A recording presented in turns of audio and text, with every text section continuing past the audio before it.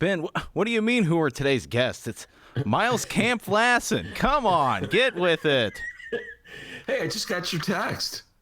Oh, sorry. Oh, that's breaking the fourth wall. How's it going, everybody? We are live stream chat. Weigh in. Brianna, what is happening? I guess she's filling in for Frank today for his song of the day. Thank you very much, Brianna. Clutch move there.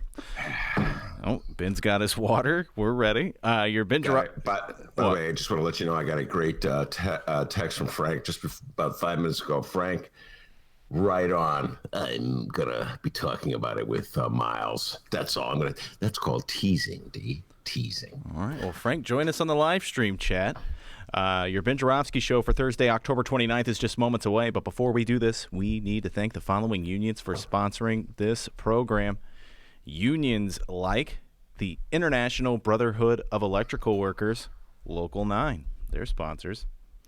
The International Union of Operating Engineers, Local 150, are sponsors, as well as our good friends at the Chicago Federation of Labor. That is correct. What's going on, Pat Rod? Okay, your song of the day comes from Brianna. Okay. It's a Michael Jackson song. Ooh, I love Michael Jackson. It's Ben by Michael Jackson. Oh, my God. Brianna. From the movie Willard, a movie about a bunch of rats. A lot of people never saw Willard. I saw it twice. Ugh.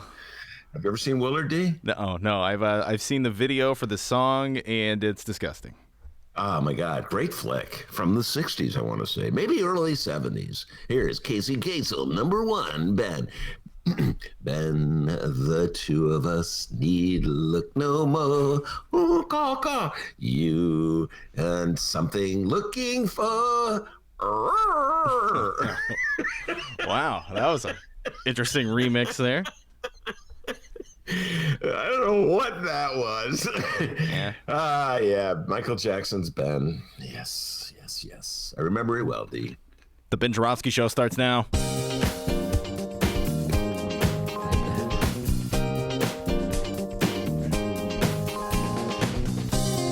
It is Thursday, October 29th, and live from my apartment in his attic, this is the Ben Joravsky Show.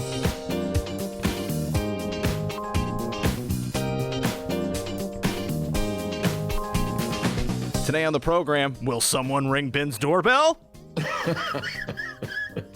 In these times, writer Miles Kampf-Lassin.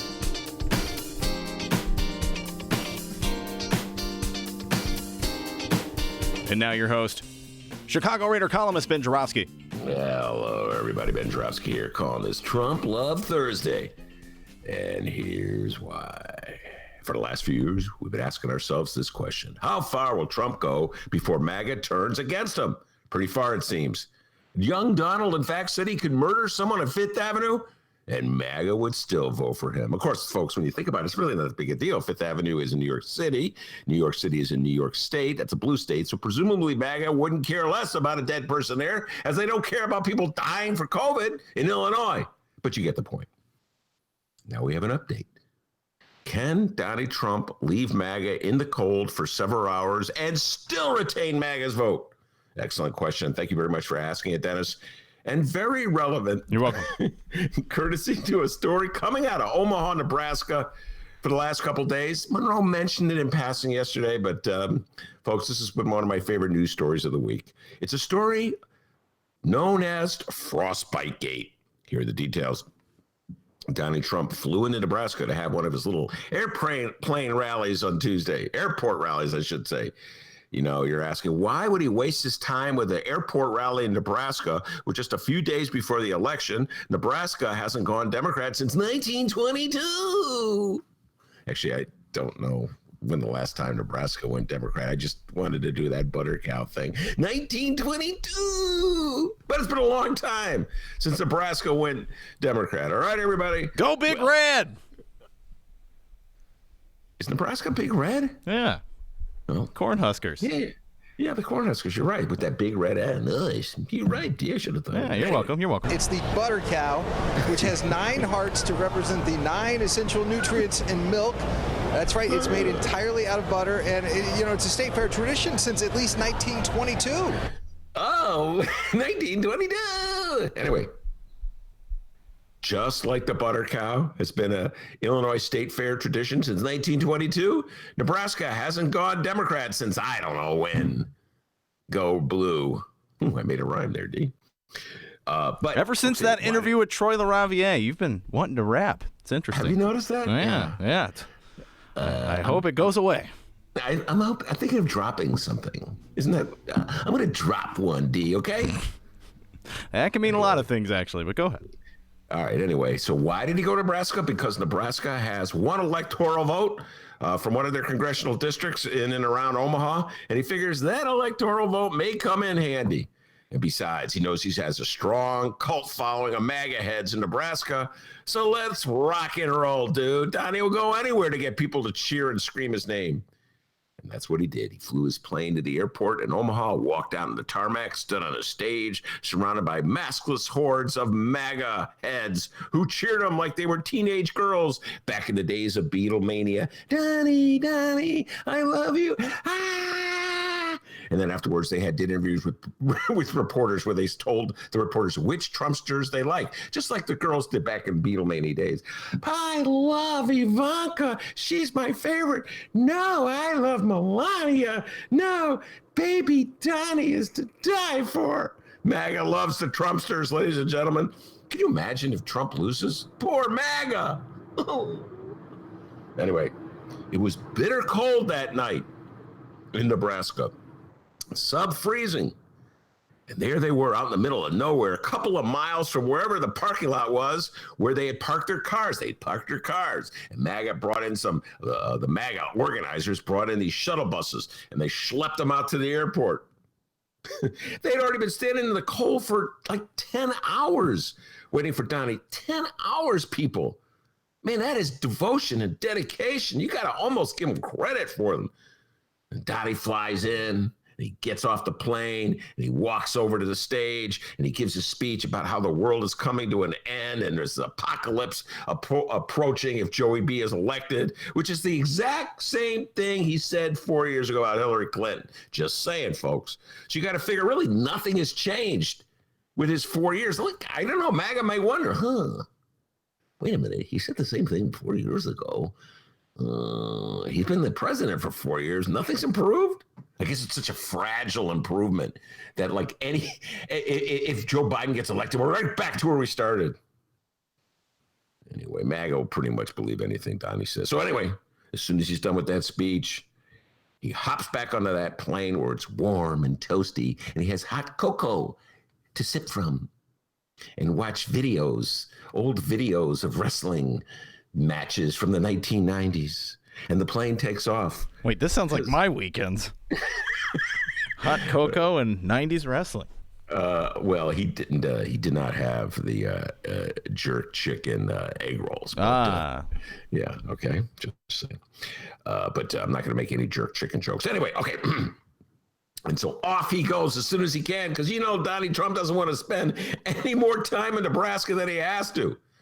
Meanwhile, all hell is breaking loose at the airport. The shuttle buses don't show up. There's no way for people to get back to their cars in the parking lot that's a few miles away.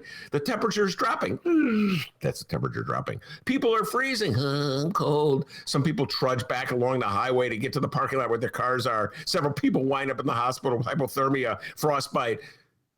In the aftermath, the Trump campaign does what the Trump campaign does best.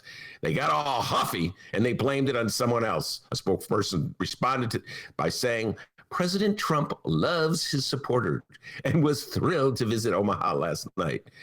How dare you say anything other than that?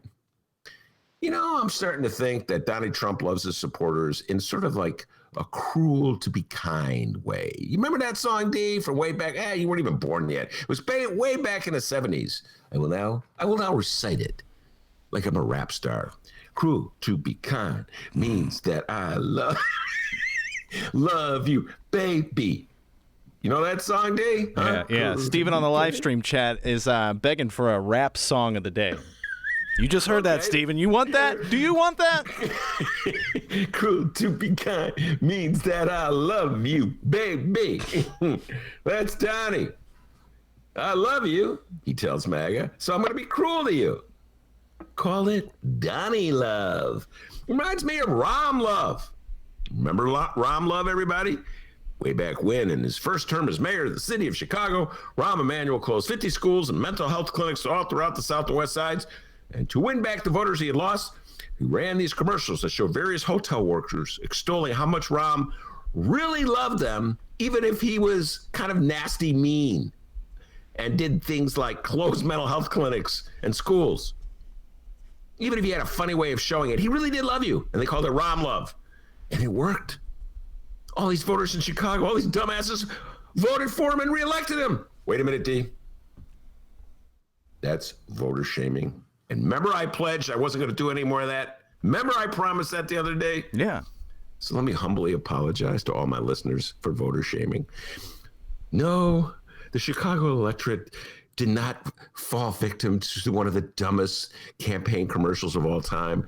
No, they didn't simply vote to reelect Rahm because he put a sweater on. No, they didn't simply rush out to give him another chance because Barack Obama said what a wonderful guy he was. Oh no, they carefully reviewed the mayor's platforms and decided, this would be the logical choice because he has such a firm command on the budget. No more voter shaming. Anyway, I know MAGA loves Donnie. They love him very much. They love him so much that they don't care if he sends them to the hospital with frostbite. They figure they must have done something wrong, or otherwise he wouldn't have kept them in the cold for all those hours. Here's hoping that the rest of the country is not so insane. We got a great show today, everybody. Miles Kampf-Lassin from These Times will be here. I'll tell you one thing right now, D. Tell me. He's not crazy. He's not going to sit in the cold waiting for Donald Trump for 4 hours. Oh, no. Now, Bernie Sanders, that's another thing. $27. Anyway, Miles Kampf-Lassin will be with us. We'll be talking about all the issues of the day. He's got a great story to talk about what's going down in Michigan. The left is coming to life on behalf of Joey Biden. That's pretty interesting. So we'll be talking to Miles about that and other things. But before we do that, the young man from Ulm, the man that all of Nebraska happily calls Dr. Doobie, with the news. Go Big Red. I'm Dennis. How's it going, guys? All right. Oh, there's the brown line. All right. Chugga choo-choo. Okay. Choo-choo. Let's find out what's happening in Chicago and or Illinois this afternoon. A lot of COVID-19 pandemic mitigation defiance stories coming up, all right? But first, we begin with the Chicago mayor. No public events scheduled this afternoon, this gloomy afternoon, really, for our Chicago mayor, Lori Lightfoot. But during a public ribbon cutting yesterday, the mayor may have buried the hatchet with one of her fellow city council aldermen. Now, only if she'd bury those big, stupid ribbon-cutting scissors. Those things are silly. But it's time to check in on maybe Ben Joravsky's favorite Chicago daily political soap opera, People. It's time for a mayor and her alderman. A mayor and her alderman. I want an answer. It's not something to ignore. I think you're 100% full of shit, is what I think. I never get tired of hearing that. Never get tired of hearing that exchange, D. Never, ever, ever. Boy, this mayor and her alderman, there's always something. The following comes from the Chicago Sun-Times, and yes, Fran the Woe-Man Spielman. On Wednesday, Chicago's historic and resurgent Pullman community celebrated the opening of a $60 million Amazon last-mile distribution center. Oh, my God. Amazon and alderman. Ben Joravsky's having a field day here. Yeah. Well, at least they refrained from giving Amazon any more money. Here, take our money, please, Amazon. Remember that? Oh, yeah. This is a $60 million Amazon last-mile distribution center that has created 200 jobs just in time for Christmas. Mayor Lori Lightfoot and local Alderman Anthony Beal, Ben of what ward? Come on. The 9th Ward. All right? Come on. Who was his predecessor in the city council? Maria Haddon. Robert Shaw. Come on. Oh, so sorry. Come on. And who was his predecessor? Okay, we're done with this game. Mayor Lightfoot and Alderman Anthony Beale put aside their differences to appear together at the ceremonial opening. The 150,000 square foot center, which transformed a long vacant industrial site at 105th and Woodlawn, actually started operations last month. All right, before we go any further, Ben, help us out here. Why the beef between Lightfoot and Beale? You know, I do not know the answer to that question. Oh, awesome. Show's over, guys. We're done. I mean, that moment of candor got me absolutely nowhere. Oh, was it candor or honesty? I think it was honesty. I want to get the quote right. It was honesty. Honesty, okay. But no, I don't know why. I mean, ultimately, why Anthony Beale chose to rise up angry against this particular mayor. Anthony Beale, alderman of the 9th Ward, has been the alderman for many, many years, was a loyal follower of the previous mayor, Rahm Emanuel, and he was a loyal follower of the mayor before that, Richard M. Daley. So I don't know why he just suddenly decided that Lori Lightfoot was just too much for him. Maybe he got offended. I mean, ostensibly, the reason is he got offended with some of the rhetoric that Lori Lightfoot used in her inaugural speech. Remember that, Dee? Where she kind of made fun of all the aldermen and said, we're cleaning up City Hall. And then she got the aldermen she got everybody to stand and cheer over the end of aldermanic prerogative. I remember that. And even the aldermen are like, well, I don't know what. Everybody's cheering and standing. We should do the same. But she's really saying she's cutting us off at the knees, not quite sure which way we're going to go. So some of them stood, some of them didn't. So maybe he got offended with that. Maybe he was offended because she was so critical of Ed Burke. And Anthony Beale and Ed Burke are allies. Ed Burke, of course, the alderman of the 14th Ward, chairman of the Finance Committee. I think cannabis had something to do with it too, right? No? Well, that was just one of the. I mean, once he decided that he was going to be critical of the mayor, he became, and I say this, and I mean this, he began to use his expertise in the city council, much as Raymond Lopez has, to criticize the mayor. And I believe powerful mayors need critical aldermen. And I welcome that. We're going to be talking about this in a little while regarding J.B. Pritzker and the legislature. I believe that the executive needs legislators to keep him or her in line. I believe that. I believe in a checks and balance system. So I welcome Anthony Beale. We talk about him many times when Dave Glowacz comes on the show and does the city council wrap-ups, the synopsis, as you like to say, of city council meetings. And so Anthony Beale and Ray Lowe have become allies. And so in criticizing the mayor, and one of the things he did criticize her, yes, you're right, had to do with the distribution of cannabis centers. I think that was like last year, wasn't it? Everything's coming together, Dave. Mm-hmm. So he's taking this new role, a role that he did not have in the Rahm Emanuel administration, a role he did not have in the Mayor Daley administration, where he was, like I said, a loyal vote, whatever dumb idea mayor had, he pretty much lined up to support it. I welcome it. I welcome the change. Why, ultimately, you ask? What is motivating him in his heart of hearts? Young Dennis, I cannot tell you. I've not taken that journey, but I just appreciate the fact that we have an alderman willing to speak up and at least question what the mayor's up to. All right. I think Stephen on the live stream chat, he's still, after hearing you rap, Ben, he still wants a rap song of the day. So we're going to cut a deal with Stephen right now on the show. Stephen, you weigh in early before the show starts. Give us a rap song, and we'll see if Ben knows it. Okay, since I do not know any rap songs at all, except for that one by Kanye. Yeah. Which I always screw up the lyrics. Everything. Or maybe the very first rap song, the Sugar Hill Gang song. Maybe, I'm sure you know a little bit of that one, right? That. 1979. So maybe the first rap song ever he may know. I don't know. Kind of run out. I mean, how about if I just turn every song that they suggest I sing into a rap? What if I do that? All right. Well. So what was today's song? Cruel to be kind. Cruel to be kind means that I love you. No, your song of the day was the song, the Michael Jackson song about the rat. Okay, Ben. I'm turning Ben into a Barack Obama speech. Ben, the two of us need look no more. You got what I'm looking for. Hey, about that Alderman Beale story, huh? We got more. Yes, I'm sorry. Back to work. Yes. Lightfoot laughed nervously when asked whether her presence signaled a political alliance with one of her most outspoken city council critics. Lightfoot said, quote, "Look, I'm going anywhere there's economic development. I'm going anywhere where we're creating jobs and opportunity for the residents of our city. That's a good thing, a positive thing. The work that's happened across this ward shows what happens when you have true partnership. It doesn't happen without everybody working together, including making sure that the mayor's office is aligned with the vision on economic development. So I'm going wherever there's a need. We're going to help wherever we can." It's like a very good rap. Listen, here's the thing. People go, Ben, compare Lori Lightfoot to Rahm Emanuel. And this is why I think Lori Lightfoot, I've been critical of her lately, but I still think she's an improvement over Rahm.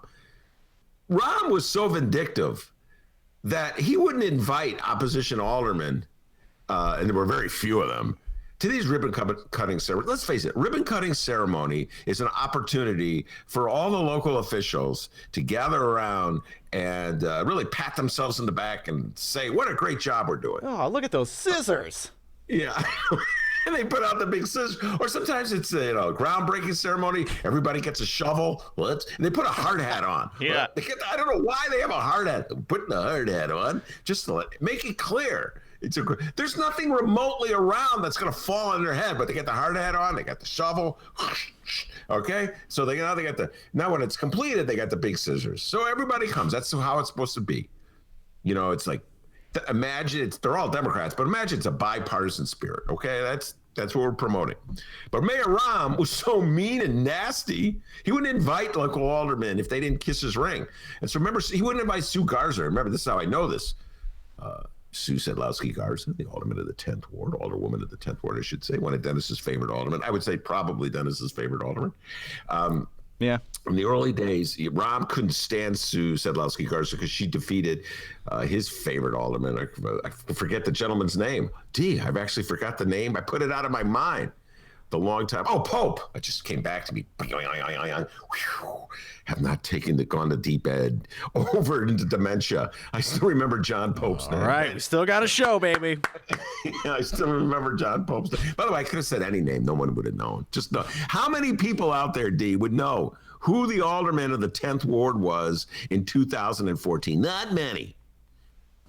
Anyway, so Rahm wouldn't invite her. She heard about it and she showed up anyway. And Rahm's like, what are you doing here? Huh? So, yeah, Rahm was especially vindictive and nasty. Nobody wants to even come close to emulating him. Everyone wants to forget he was even our mayor, except for a few people on the Gold Coast. You ever notice that, like the really rich people, every now and then will write a letter to the editor of the Sun-Times. We miss Rahm. That's about it in terms of missing Rahm, that's for sure. But anyway, so, yeah, it's nice to see they're grown-ups. It's something that they want to celebrate. Though Bob Reiner had some interesting points from the Federation of Labor about the conditions at Amazon warehouse and the fact that they're not union employees. So, let's not get too excited. All right? I mean, come on, Amazon. Allow your employees to unionize. I would really appreciate that. But anyway, so it's a relatively nice story for Chicago, and particularly in the middle of the pandemic. So, yeah. The mayor should be there with Beal. It shouldn't be a big deal that the mayor of Chicago is. And by the way, it shouldn't be a big deal that there be an alderman who criticizes the mayor. That just shows you the mentality in Chicago. He's a mayoral critic. What? Because he criticizes her, questions her, doesn't bow down and kiss her ring, doesn't vote her way every time. Chicago, man, we're so weird. He's a critic. He's a mayoral critic. What are we supposed to do? It's like she's not a monarch. So anyway, good for you, Anthony Beal, that at long last you've discovered that you can vote no. Whoa, wait a minute. I have a choice. Hold on. I'll go slow with this now. I can vote yes. I can vote no. That's N-O, right? No? Yeah. Wow. So, I don't know. We'll see if the alderman, how about the alderman at Raylo? Could you imagine them at a ribbon cutting? You got to take the scissors out of her hands when Raylo's around, all right? Yeah. So, I want an answer.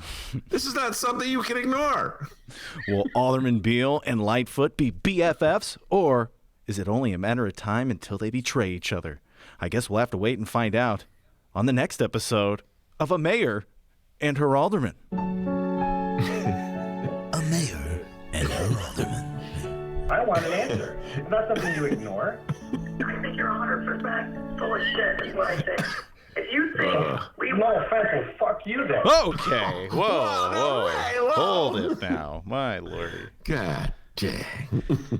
All right, moving on. Illinois Governor J.B. Pritzker. Big problems become big problems when you let small problems sit. Okay, with all due respect, I think you are beyond small problems at this point, Governor. Oh, poor JB. Oh, God. Today, Governor Pritzker was at El May Creations in Chicago. He was there at about 10 a.m.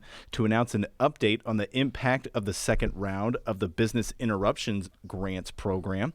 And right now, he's at the Thompson Center preparing for his 2:30 daily COVID-19 press briefing. So far, the fallout from our second uptick in positive COVID-19 cases here in Illinois, it's been a bit messy, all right?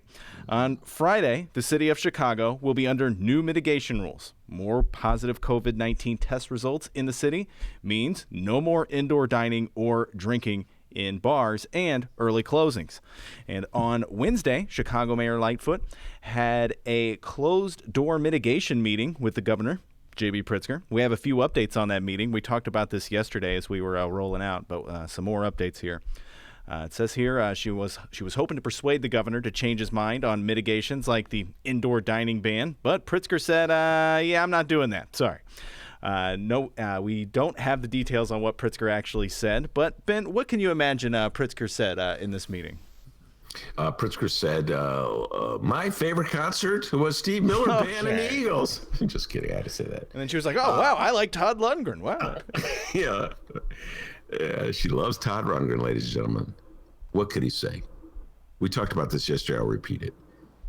He would have looked ridiculous if he had emerged from that meeting and said, you know, Mayor Lori Lightfoot has convinced me that it's a good idea for me to back away and allow restaurants in Chicago to operate, but not Will County, not DuPage County, not Metro East, and definitely not Clay County, DB, Darren Bailey. He would have looked ridiculous. And he would have been criticized from one end of the state to the other, and I would have been criticizing him too. You either believe that you need to protect people by closing indoor dining, or you're just blowing in the wind. And so I applaud him for standing his ground. And I am still a little miffed at Lori Lightfoot, D. I have to tell you this. You know, Mayor Lightfoot thinks she's the only one who gets to close you down, shut you down, take your car. What, J.B. Pritzker doesn't get to do that? You don't think J.B. Pritzker realizes that it's impacting restaurants? You don't think J.B. Pritzker realizes that restaurant owners and bar owners are mad at him? Haven't you been paying attention to the last 6 months of politics in the state of Illinois? Lawsuits filed by various attorneys affiliated with the Republican Party, rhetoric offered up by not just Darren Bailey, but even Jim Durkin. This is the Republican issue. They've seized on it. That Governor Pritzker has gone too far. We'll get more into this. I know Dee has more updates on this. This is what they've been saying. Mayor Lori Lightfoot. It's not like Governor Pritzker needed you to tell him that restaurant owners are upset at him for closing down indoor dining. You either believe that this pandemic is for real or you don't. You either say, well, you know, let's just see what happens. What's that great line, D? I think it might be a good idea to let the dog drive for the car for a while, you know? Man, you just cut him off at the knees, Mayor Lori Lightfoot. That restaurant association has just got too much clout in City Hall, D. I'm just throwing that out there. Hold on. Oh. Just threw it out there. Oh, it's out there. Whoa. If only Lori Lightfoot loved the Chicago Teachers Union as much as she loves the Restaurant Association. Go ahead, D. After their meeting, Lightfoot said she wasn't asking for special favors for Chicago. But thank God, she said she's not going to try and sue the governor, which we've seen happen before here in the last few months. But she did maintain that the biggest driver of Chicago's second surge is the indoor gatherings people are having in their own homes, where they're more inclined to let their guards down and not spend any money on Chicago. How does she know that? You know, it's D. What if suddenly she... Scientist, Mayor Lori Lightfoot? I've done a study and I've discovered it's indoor gatherings at people's home. How do you know that? I've not seen a study that said that. There's like 1,000 studies flying around. I'm just following the science. If you were to listen to Howard Ehrman, Dr. Howard Ehrman's brother, shut everything down. Don't go anywhere. You know, there's that branch of the science. I mean... I don't know. Listen, I don't pretend to know. We're going to get into this. I have a feeling a little further, a little deeper when we talk about basketball. I don't pretend to know how much of this pandemic is spread by people gathering in homes versus people gathering in restaurants versus people gathering in bars versus people gathering in bowling alleys. And I don't believe Lori Lightfoot knows either. I do know this. She's got Sammy Toya and Illinois Restaurant Association knocking on her door. Mayor Lightfoot, remember me? Hello. Put me on the zoning committee or whatever that thing is. I remember you, Sam. I'll take care of you. You know, and yes, she was asking for favors, special favors for Chicago. And yes, it would have looked terrible if Governor Pritzker gave it to her. Either that, just do away with it. If you're going to bow to the wishes of Lori Lightfoot in Chicago, then call up DB, Dara Bailey, on the phone right now and say, DB, I'm pulling back. All those restaurants in Clay County can open up. All the bars can open up. Metro East, I'm going to go. In fact, I'm going to happy hour right now at Denny's favorite bar in Alton called Bubba's. Is there a How'd bar you in know Alton that? called- I just made that up. Oh, my God. I love Bubba's. No, isn't that crazy, though? Just imagine, J.B. Pritzker, shutting down, indoor dining in towns of, 10,000 people. And how many people you got here? 3 million? All right. Well, there's a virus going around here. Yeah, sure, whatever. Keep them open. Yeah, Go for it. It's cool. Wouldn't that look good, Mayor Look Lori awful. Lightfoot? Thanks for looking out for J.B. Pritzker, your fellow chief executive, your fellow Democrat. He's under siege from Republicans all over the place, filing lawsuits again. Way to cut him off at the knees, Mayor Lori Lightfoot. 3 hours. How long did they meet? A couple hours? Yeah, a couple hours. What was there to talk about for a couple hours? You know what I'm saying? It's like, what do you have to bow down? You're the greatest, Mayor Lori Lightfoot. All right, we have a quote from Mayor Lightfoot here. She says here, quote, "We've got to make sure that we communicate effectively to the businesses across Chicago that are going to be effective. The most important point is how do we move forward? We've committed to make sure that we continue to work together." What's there to communicate? Yeah, I don't think a second round was added in that budget that she just talked about, right? Yeah. I just, this is face-saving rhetoric. She overplayed her hand. And again, I'll repeat this. You either believe that action is required because we're in a second wave and you got to protect people from infecting each other, or you just take this sort of MAGA hat approach to it and say, let the chips fall where they may. Oh, and we definitely have that approach coming up later on in our local news here. But moving on with this story here, we can we have another story. We can now add the Illinois High School Association to the list of those not feeling the governor's pandemic plan.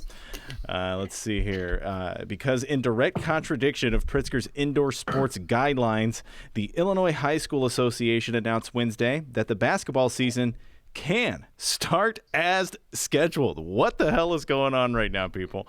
Pritzker and the Illinois Department of Public Health recently put winter sports on an indefinite hold and moved basketball from a medium-risk sport to a higher-risk sport in the IDPH guidelines. And to give you a sense of how up in the air everything is at the moment, listen to the quote from Illinois High School Director Craig Anderson after making this announcement, all right? Here's Craig Anderson, quote, I really don't know what's going to happen from now until November 30th. It's a big deal to say to government officials and health departments that we're going to go a different direction from how they're advising. I have no idea how this is going to play out for us.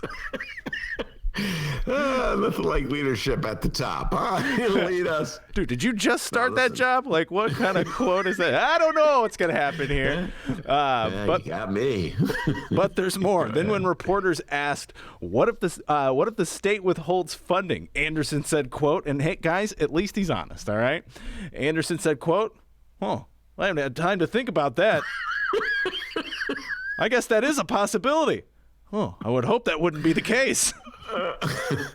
You know, you gotta like honesty in the part of like all the coaches got together are really happy. And you know, putting all the jokes aside, I've said this before. I mean, this pandemic freaking sucks. You know, I mean, everybody's paying the price for it. And I do feel for the restaurant owners. I've said this many times. I go to restaurants. Yes. And unlike DB, I tip when I go to the restaurants. There we go again with that. I bet he's a good tipper. I don't know. I got this thing, D. Now, you're going to really get mad at me with what I'm about to say. Maybe I should hold back. No, let's hear it. Let's hear it. Finally, the truth comes out. I think Democrats are better tippers than Republicans. I think Republicans are cheap. Yep, I put it out there, ladies and gentlemen. All the great tippers I know have been Democrats. Now, it's true. Michael Keller Ditka, former coach of the Chicago Bears, a known Republican. See how fair I am, D? See how fair I am? He had a reputation for being a good tipper. So maybe it's not across the board. Yeah. But by and large, Mike Ditka, give him credit. He says some really goofy things about politics, really whacked out weird stuff, but he had a reputation as being a solid guy when it came to leaving a tip. So give him credit. Coach, give you credit for that. But I don't know, man. I've heard, people I know in the business tell me, man, these rich Republicans, the cheapest. Donald Trump's cheap. He's cheap, D. So I don't know. DB's a rich Republican. I got to weigh in on being cheap. But anyway, I support the restaurants. There was a great, it was Mary Mitchell had a column today in the Sun-Times. She mentioned that some restaurants will figure things out and come up with some really creative carry-out offerings and opportunities. Mike Sula was talking about that in the great interview that you didn't get quite a chance to hear, but we'll get back to it. But I do feel for the restaurants and I feel for the kids. Rick Tellender wrote an excellent column about a week ago in the Sun-Times about the impact that losing sports has on high school kids. I know how important sports are. So I'm struggling with this one, D. I really am. Should we let, many schools aren't even back in session indoors. They're still doing the virtual stuff, particularly here in the city of Chicago. I think New Trier just closed down. I don't know if they reopen again, but they're back to virtual. Evanston, I think, is virtual. So should we allow them to play basketball? Is basketball safe enough? You don't have anybody in the stands, okay? You're doing social distancing as much as you can in terms of spreading people apart. Coaches have to wear masks. Referees have to wear masks. Do you trust it, D? Do you think it's safe? And do you think that the rewards outweigh the risks? Well, can we get these kiddos in a bubble or what? Bubbles are expensive. Bubbles are expensive. By the way, every time I say bubbles, I think of the guy in Trailer Park. Come on, Julian. So bubbles are expensive. But I man, what a rebellion. I got to tell you, folks, if you know anything about the Illinois High School Association, they are like the go-along types. And boy, are they officious. It's so weird. They're rebelling against the state. Yeah, they don't seem too confident about it, according to this quote here. But yeah, they're doing it. I don't know what's going to happen. Yeah. Oh. And they're the ones, so many times, I know this because I'm a sports fan, they issue these proclamations like they're the emperor. And high schools have to fall in line. Athletes have been banned and barred from playing sports. High school teams have lost their championships.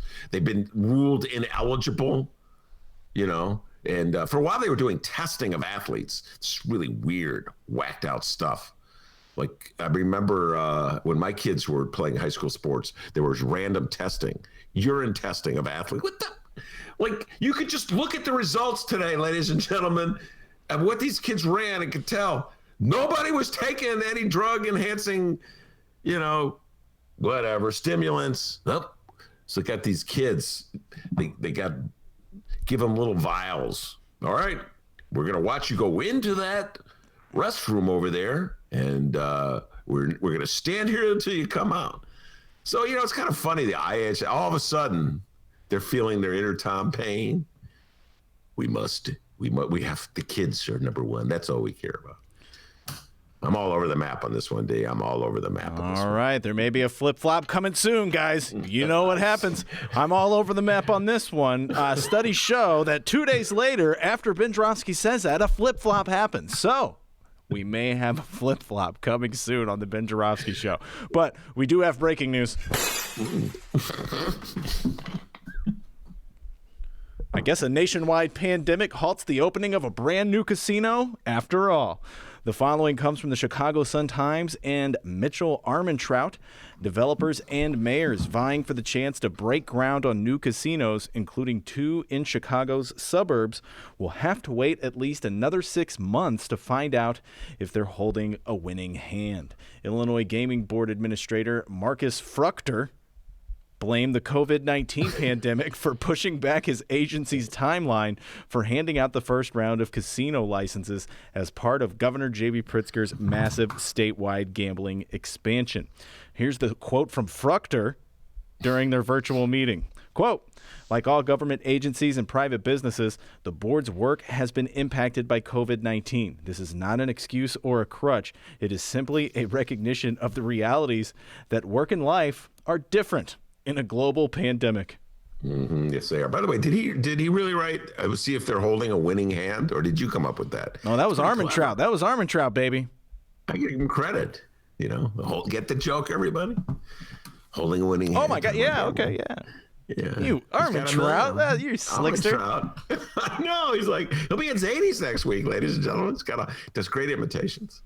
Yeah. No, I think Chicago was looking forward to the good old days of the pre-pandemic days when we would talk about the casino coming to Chicago. Remember that day, the back and forth on the casino, and first they passed a law enabling Chicago to have a casino. Then they had to go back and redo the law because apparently the casino operators weren't going to make enough money. So we had to redo it, but take care of them. They weren't going to make enough money, like squeezing dummies, go in and give their money away. But no, the casino was needed to, this is going to get really complicated. The casino was needed to raise revenues to support the police pensions.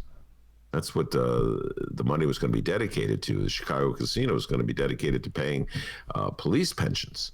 So, good God, the reverberations of this pandemic, we're seeing it all in many ways. So how are we going to pay those obligations? Meanwhile, we have a fair tax proposal on the ballot. Well, one way to pay those obligations is to raise the tax rate on the highest earners in the state of Illinois. That's one way of doing it. Oh, nope. All the highest earners in the state of Illinois have pooled their money, got $50 million or more than $50 million to air TV commercials trying to urge middle-class people, including pensioners, to vote against it. So it's all tied together. I wrote a column in the Reader wondering if police supporters on the Northwest side, including pensioners or retirees, were going to vote no. Just because, they don't like J.B. Pritzker. He's not that popular a guy in the state of Illinois, D, these days, as we've been talking about. So, yeah, it's all tied together. If there's no casino, in Chicago, there's no money for the police pensions coming from the casino. So we have to worry about that. We better hurry up and come up with some kind of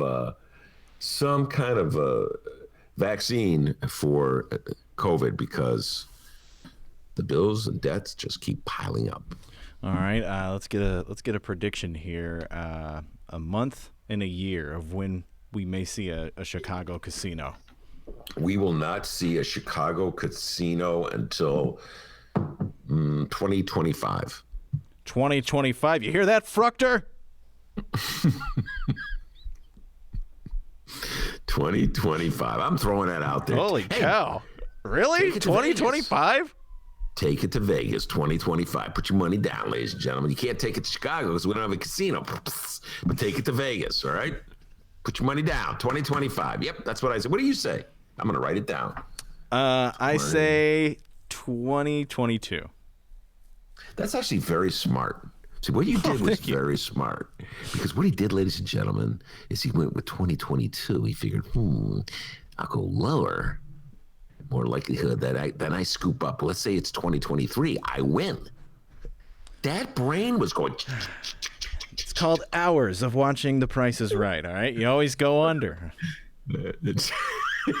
You can learn a lot from The Price is Right. $1, Bob. Always that jerk that'd say $1. And everybody look at him like, oh, you dirty bastard. $1. By the way, we got to get Neil Muhammad back on this show. Neil Muhammad, when you were talking about The Price is Right, he was on Jeopardy's pound for pound. I don't want to say this because it make it seem like I'm insulting my other guests. But I was going to say the smartest guest we have, but we have a lot of smart people come on the show. But certainly the most knowledgeable. You know what I mean? He knows everything. He's so much fun to talk to. It's been so long since we had him on. Neil Muhammad, got to bring him back after the election. All right, Ben. Well, I don't know about you, but all this pandemic news is stressing me out a bit. What do you say we go for a drive, huh? Oh, okay. Yeah, Get in that car. All right. The magic number is now 5. Only 5 days until Election Day. And right now, we're about to travel to one of our congressional districts right here in the state of Illinois and get to know some of the candidates looking to win on Tuesday. Ben, do you have your mask? Yeah. Hold on. Got the mask. All right. We're getting in the car. Great. Okay, let's get in the car here. Hold on. Wait, let me. Hold on. Oh, you got the change? Got to change for the tolls. All right, let's get in. Okay, we're in the car now. Hey-yo. Now we're running a little late, buddy, so strap in and hold on tight. It's time to meet the candidates. Holy crap! Meet the candidates. Okay, we're here. Get out. Well, that was fast. Today, Fast driver. Today we're in portions of Cook and DuPage counties. We're in the 5th Congressional District, and today we're going to learn more about our Democratic and Republican candidates, Mike Quigley and Tom Hansen. There's also other candidates running in this race. We have Thomas Wilda of the Green Party and Frank Rauter, Independent. Write-in. Those are the candidates running in that one. All right. So let's begin with the incumbent one, Mike Quigley. Ben, you actually know Mike Quigley. He's been on the show before. Tell us about Mike Quigley and your thoughts on his race here. Mike Quigley. I've known Mike Quigley since, let me do a thought. Oh, my goodness, D. I want to say 1983. Wow. No pun intended, but you're really milking this butter cow a bit today. No pun intended, but the pun was received, and I like it. I'm really milking it. No, I met Mike Quigley way back when. He was a young activist living in Lakeview. He grew up in DuPage County and moved to Chicago, as do many DuPage County teens. As soon as they can, they get the hell out of the suburbs, come to the big city. Moved to Lakeview. This is the early 80s. Got involved in Democratic politics, became an aide to then Alderman Bernie Hansen of the 44th Ward. Thank you, Dee, for knowing that. And when I first met him, he was a young activist, believe it or not, in the movement against lights in Wrigley Field. Talk about a hopeless cause. Against lights in Wrigley Field. This is before you were born, Dee. This is way back when, believe it or not, the Chicago Cubs, they play in this stadium called Wrigley Field. There were no lights. This is going into the 80s. In 1984, the Chicago Cubs made it to the playoffs. They played the San Diego Padres, and they had to give away their home advantage because the contract with NBC, I think it was, specified that there had to be night games on the weekends, and the Wrigley Field had no lights.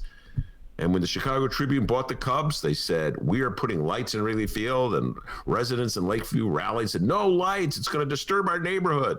And Quigley, young Mike Quigley, young lad. He was about 22, I want to say. I don't forget how old he was. He was a young guy. 22? Okay, you're milking that cow bit a little too much. I swear to God, I didn't mean to do that. 22. He was 22. So that's when I first met him. He gave me all great. I was writing articles for the Reader. I was a young, enterprising journalist. Let me take that quote, Mr. Quigley. I watched him rise through the ranks as an aide to Bernie Hansen. Then he ran for alderman. I'm doing this off the top of my head, D. This is a cry for help. He ran in 1991 as alderman in the 46th ward against Helen Schiller and lost. Sometimes I think this entire show is a cry for help sometimes, but I can't believe I know that. How do I know that? Sad. It's really sad. How did I know that Robert Shaw was the alderman before Anthony Beale? How do I know that? Someone help this man. man. I don't know how to work a cell phone. You know? Well, I should trade it all in for the ability to post something on Twitter. Dennis, can you help me? I want to post something on Twitter. I'm really busy now. I don't have time to help you. Okay? Never happened. The conversation never happened. So he got Helen Schiller defeated him. And in those days, this is really weird. Quigley was running as sort of a Mayor Daley supporter. And so what he did, he said, you know what? He started off as this community activist, then became a member sort of the Mayor Daley crew in city council, or the Mayor Daley crew in Chicago politics. He went a little independent. He got elected to the Cook County Board of Commissioners, and he became a voice for reform. And when I really got to know him is when he, for a moment, was thinking of running for mayor of Chicago, and he seized on TIFs as an issue. And I was only too happy to help him. And to his credit, he set aside two of his smartest aides to write a whole book on TIFs, a great study on TIFs. I got to give them a lot of credit. And he used that issue to make a name for himself. And when Rahm Emanuel left Congress to become chief of staff to Barack Obama in one of the dumbest moves that Barack Obama has ever made, and deciding it was a good idea to have a thoroughly unlikable human being like Rahm Emanuel be his chief of staff, Quigley ran to replace Rahm. I think there were 8 or 9. I forget. There were a lot of candidates in that race, and Quigley won it, and he's unbeatable. Chicago loves its congressman. This is something weird about Chicago. In 2018, Samina Mustafa ran against him from the left. I thought it was one of the best campaigns I'd ever seen. She was respectful. She didn't turn it into an attack on Quigley. She ran on issues. I had her on the show several times as a candidate. I really respected Samina Mustafa. I thought, wow, she may beat him. Nope. He beat Samina Mustafa. And so I just assume he's unbeatable, D. Chicagoans love their Congress people. It's like, they sent him to Congress, and that's it. I don't want to think about nope. Remember when Barack Obama ran against Bobby Rush back in 2000? You were still in all. Yeah, I didn't care back then. Yeah. Well, I'll tell you, Bobby Rush mopped the floor with him. Come here, you little whippersnapper. Unbeatable every time. Unbeatable, says Ben Joravsky. Unbeatable. Very bold statement. Unbeatable. Bold statement. Unbeatable. Unless, wait, I have to make this. Unless they get caught. Danny Rostenkowski, who was the congressman of the 5th Congressional, oh my God, way before Quigley was defeated in 1994. But he was on his way to jail. You know what I'm saying, D? So it takes that. And Quigley is an honest guy, I will say that. So I don't think he's ever going to get caught in a corruption scandal. All right, so I have no ads from Mike Quigley to play. And after we learn about his challenger, you'll know why he didn't waste his money on that. But I went to Quigley's website, and here's a little bit about his stance on health care, all right? He says here, I was proud that one of my earliest votes in Congress was the Affordable Care Act because it ensures that millions of Americans have access to affordable, quality health care. In light of the House vote in favor of the American Health Care Act, I will continue to fight through all this process and otherwise to protect Americans with pre-existing conditions and ensuring quality, affordable care for all. So there you go. That's a little bit about Mike Quigley, the incumbent Democrat of the 5th Congressional District. Now to Quigley's Republican challenger, Tommy Hansen. Holy cow, this dude is haggard, all right? Didn't go to his website to find out where he stands on issues, but I did find this video that he posted himself on his Facebook page. Tommy Hansen, I'm running for Congress in the Illinois 5th Congressional District. The city of Chicago needs to be unmasked. The state of Illinois needs to be unmasked because the mask is a lie. The mask that you see around the city is a big lie. The impeachment of President Trump was a lie. The COVID-19 virus is a farce. The Black Lives Matter protest is a lie. It's a farce. All that's happening right now is our city has been divided between hate and divisiveness and people that don't believe in what's going on in the city. Yeah, kick back and smoke a doobie, Quigley. You got this one. Oh, my God. I was taking notes. You know, Lori Lightfoot was kind of with him for a while when he was talking about COVID.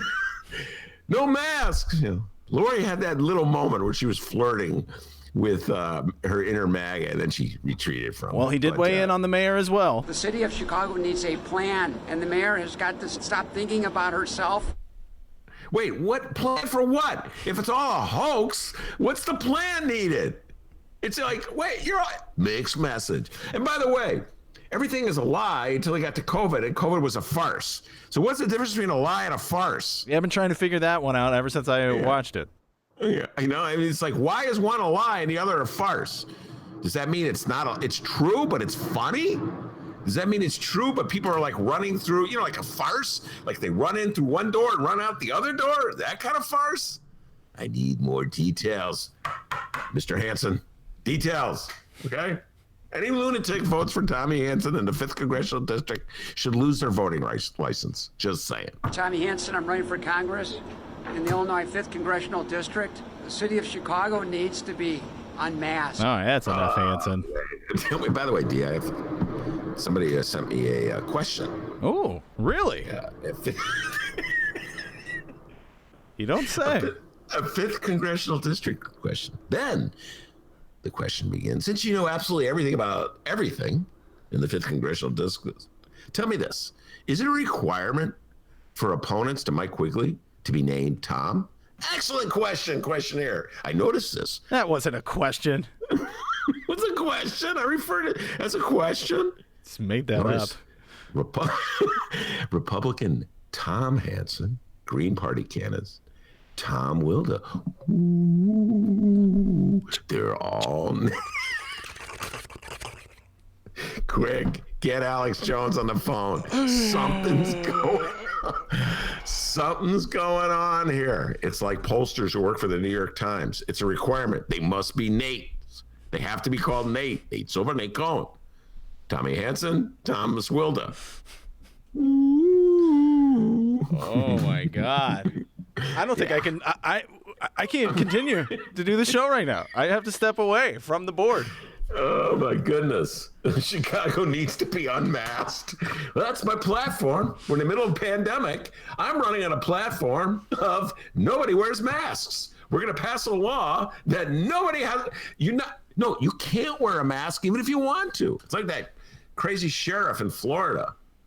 I've come to the decision. I'm following the science. And the science leads me to say that no masks will be allowed in my jail. God. Ladies and gentlemen, we have the documents. Have you ever noticed that someone that runs against Mike Quigley is always named Tom? The globalists are taking over, ladies and gentlemen. There's fluoride in the water. We'll be right back.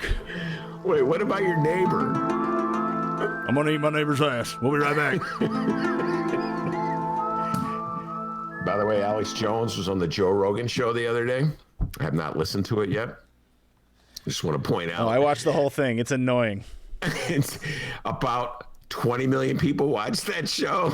We got a ways to go, D. We're very proud of the fact that we broke 700,000 or like 702,000 downloads. Like, Joe Rogan, you invited Alex Jones to be on your show. Stop fact-checking the guy every 6 seconds. Let him riff. Come on. Let him go. Well, it's the same thing.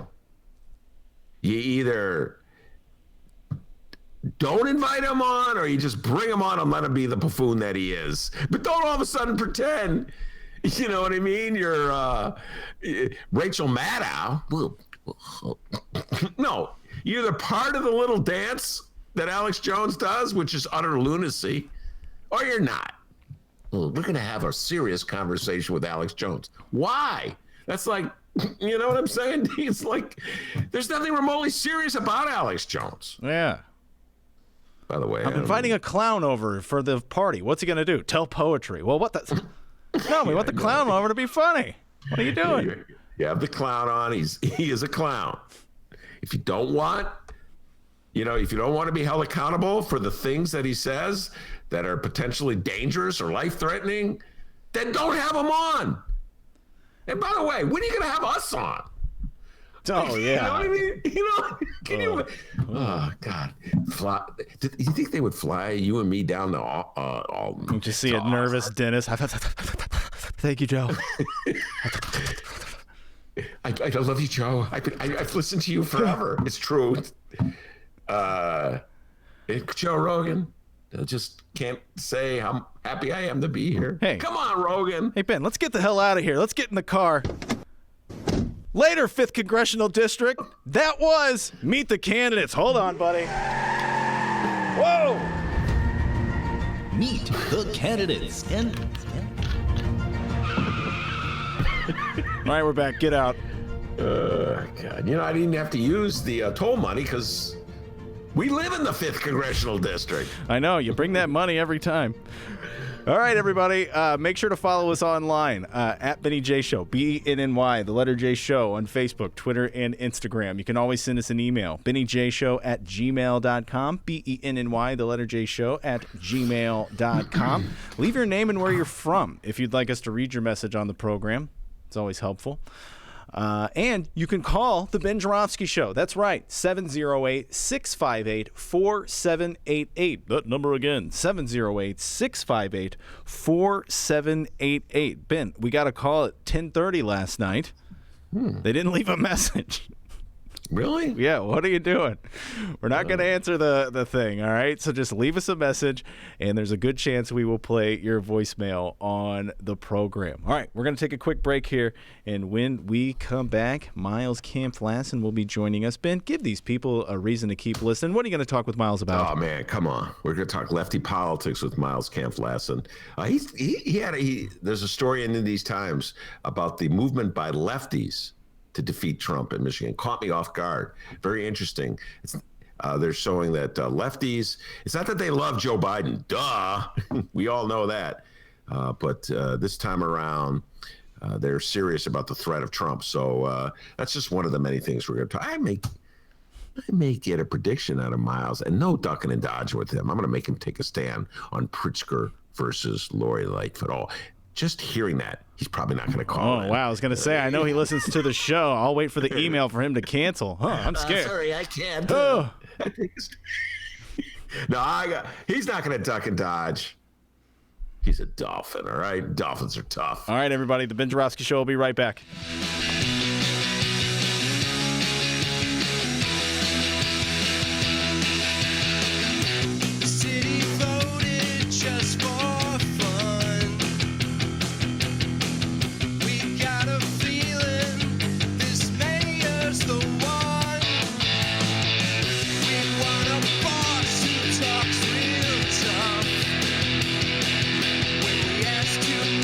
Questions, we wanna be told to shut up.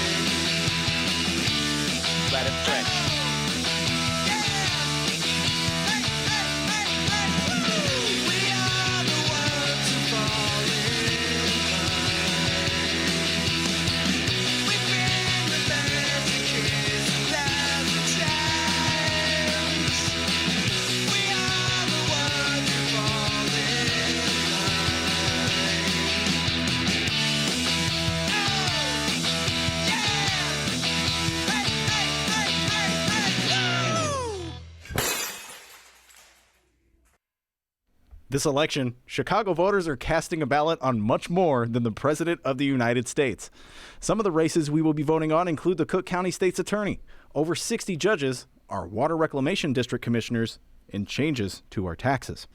With all of these races, candidates, and issues, casting an informed ballot can seem like a challenge. But Chicago Votes, a nonpartisan organization, is here to provide you with information on the candidates and issues on the ballot. Their 2020 voter guide is available digitally at chicagovotes.com and chicagoreader.com. Pull it up on your laptop, take it with you into the voting booth on your phone, and feel confident in knowing who and what you're voting for. chicagovotes.com.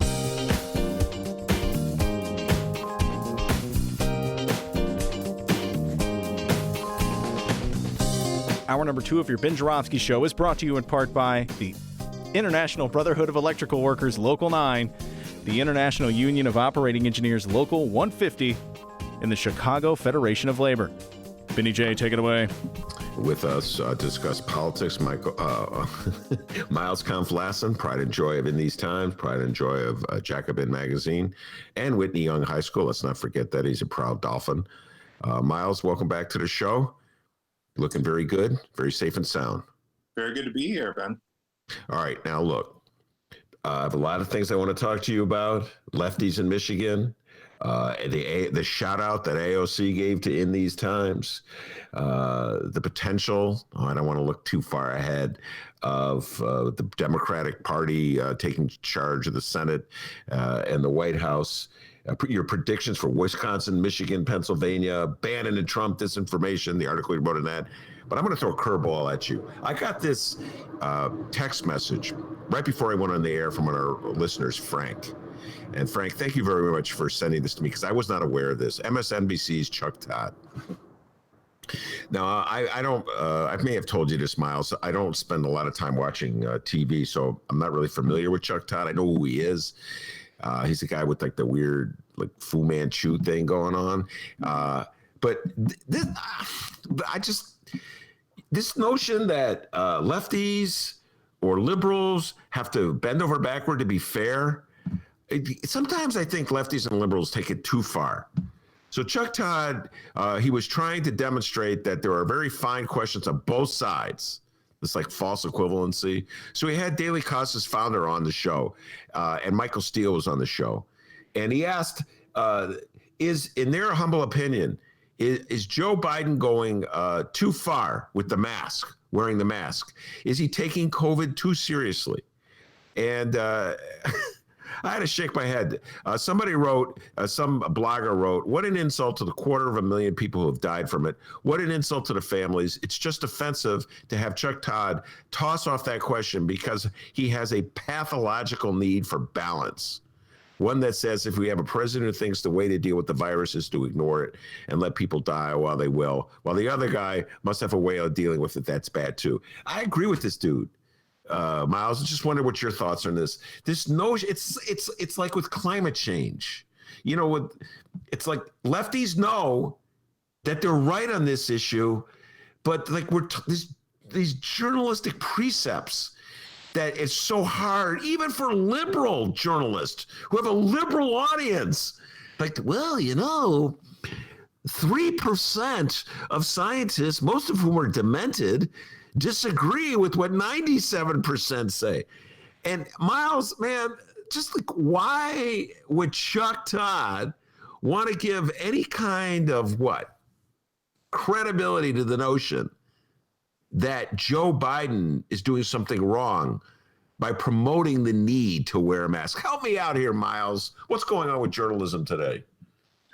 Well, I think some would say that this is an example of how the Trump administration has been very effective in their ability to essentially defeat journalism, and in order to collapse actual truth-telling and reporting and bring it down to a fight that exists between the version of reality that they're presenting versus whatever the other side says, you know, and treating both sides the same. I think, you were very right to bring up climate and the question of climate, which you're completely correct.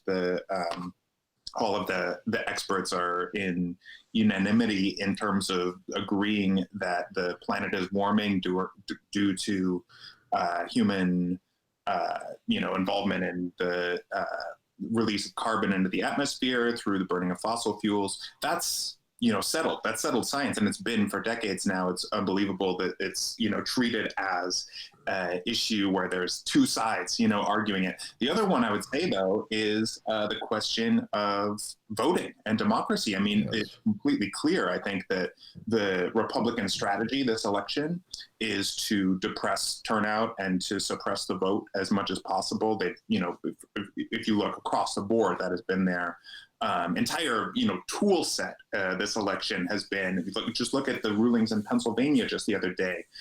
Even in North Carolina, there was a more positive one for the Democrats, but it treats it as if voting is a partisan issue, and I think that's very similar to this question of the pandemic. There's no doubt that you're right. The United States has, among the developed world, the worst death rate in on the globe, and it's destroyed our economy. I mean, look around us. We can't even, you were talking earlier about sports being canceled, school being canceled. This is going to have monumental effects for people's lives for years and years to come. So the concept that we're somehow overreacting to the pandemic at the time that it's, casting this massive negative impact upon our society is, I think, a real failure on the part of journalism. We shouldn't be just treating both sides as if they are, and I make air quotes when I say that because, it's not, any opposition campaign to, respected science and to accepted expertise can present themselves as an alternative. That doesn't mean they should be treated equally in either the pages of journalism or on cable news even. I would say I'm not shocked because as a, left-wing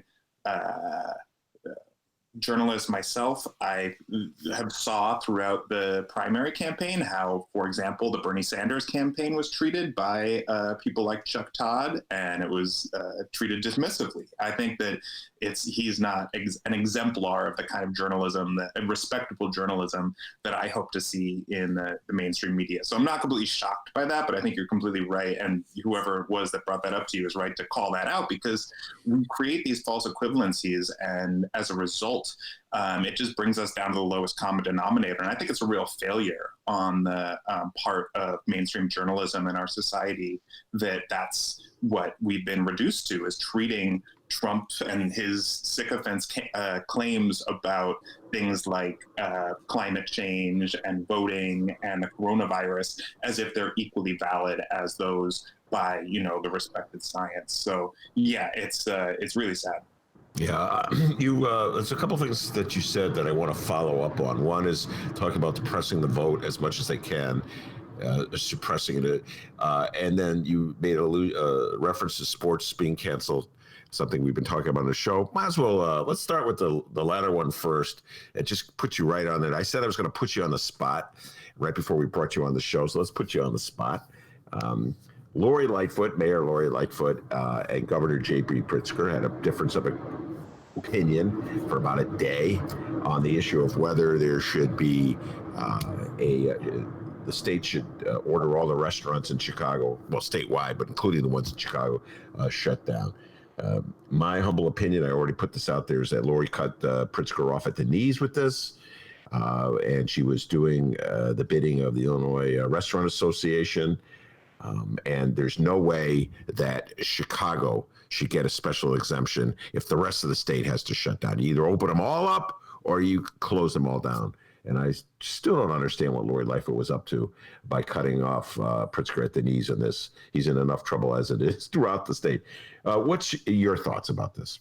When you look around, I don't know if you've seen this or any listeners have, but I've passed many restaurants and bars too that say, they have signs out front now that say by order of the mayor, we're closing, on I guess tomorrow for at least 2 weeks. I think it's just a matter of good cop, bad cop, and she wants to be the good cop, the one that's fighting for the small businesses, and but it just flies in the face of her what she has spent the past 6 months trying to build up, which is this image as stay home, save lives. Like I'm, the stern school administrator who's going to, keep you at home. Now she's kind of pivoting, right? And she's saying, I'm going to fight for the restaurants to stay open. And she even said, which I found really troubling, she said, go out and go to a restaurant while you still can. And so last night I have a friend who's a Uber Eats driver, and he said he's never seen the restaurants as packed as he saw last night when he was picking up to deliver food. And I think it has to do with that because she's, even though it's against the scientific advice, I mean, look what's happening in Chicago. Our rates are spiking. I'm actually in, quarantine isolation right now because a friend of mine got a positive result. So it's everywhere, and the fact that she's trying to play as if there's, she's fighting for working people. Look, what we need is these restaurants and bars, in order to survive and in order for their employees to be able to survive this period, they need more financial support. And we've seen that on the federal level, that is non-existent. Mitch McConnell has now adjourned the Senate until after the election. So we're pretty much guaranteed not to have another stimulus package with some direct funding towards businesses and also towards state and municipal budgets. What we need is to, create revenue streams so that they can stand to keep their employees on their health insurance, to keep them, getting their paycheck. That's what we've talked about this plenty of times. That's what other countries did at the federal level.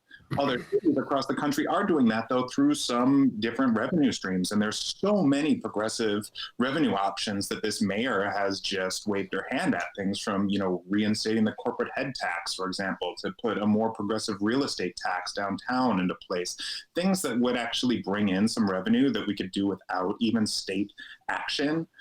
She's been very resistant to.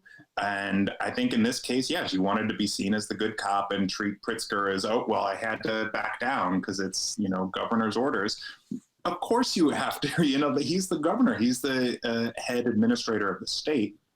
And you're completely right to say it would look so horrible if we were like, oh, Chicago got a carve out in the largest city in the state when other counties have to shut down their indoor dining. So that's my take on it. But that said, like the United States just really didn't do anything about this pandemic. You look at other countries, they're contact tracing. Who among your listeners has ever gotten a call from a contact tracing? We just didn't do that.